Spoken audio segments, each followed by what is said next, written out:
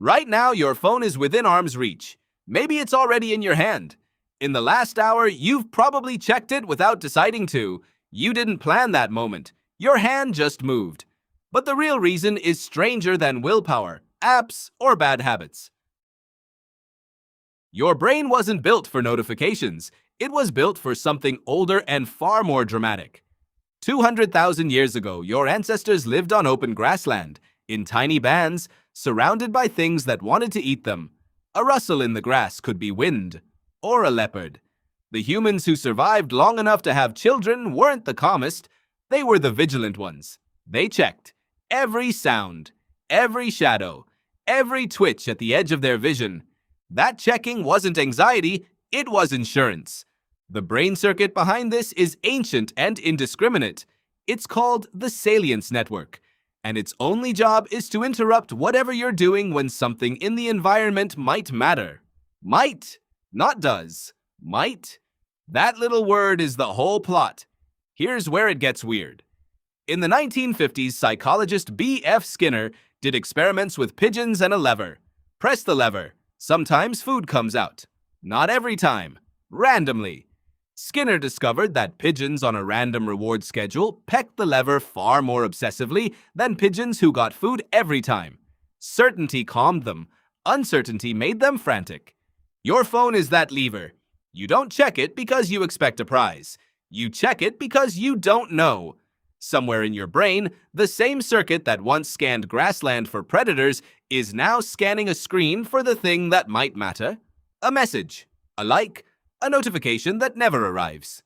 Anthropologist Natasha Dow Schull studied slot machine design in Las Vegas and found something unsettling.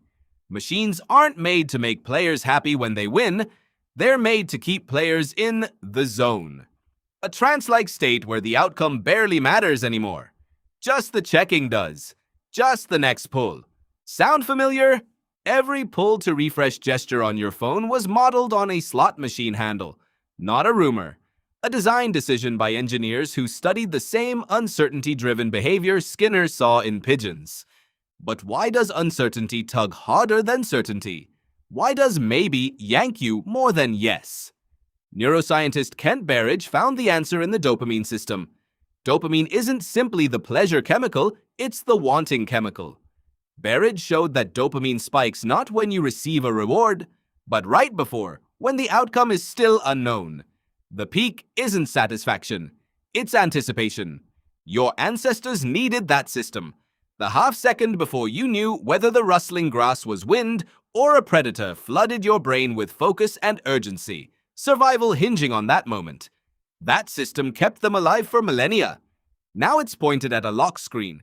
Think about what your phone does each time it lights up. It interrupts you with something small, uncertain, and possibly important.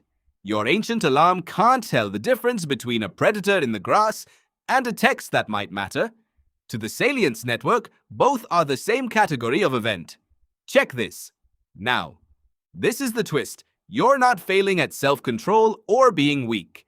You're running one of the oldest survival programs your brain has in an environment engineered by people who studied exactly that program to keep you in it longer. There's another layer. Humans didn't just evolve to watch for danger, we evolved to watch each other. In ancestral bands, knowing who was allied, who was angry, who might share food wasn't gossip. It was survival. Missing that information could cost your place in the group, and losing the group could cost you your life. Every notification taps the same circuit. A message might mean someone needs you. A like might mean your social status just shifted. Your brain doesn't see 17 likes as math. It reads social signals the same way your ancestors read faces around a fire. So when your phone buzzes, two ancient systems light up. The predator scanning system asking, "Does this matter for my survival?" And the social monitoring system asking, "Does this matter for my place in the group?" Neither system has updated in 200,000 years. Neither knows what a phone is. Here's the part most people miss. The unease you feel when separated from your phone isn't about the device.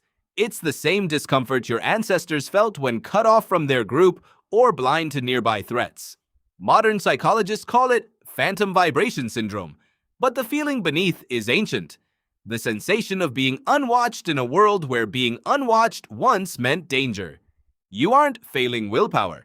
You're executing an ancient survival routine in a modern engineered environment. So what to do? Willpower alone won't outmuscle a 100,000-year-old alarm system. Your ancestors solved it by removing uncertainty.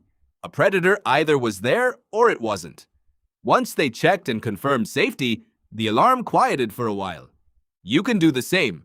Turn off notifications that offer nothing but uncertainty.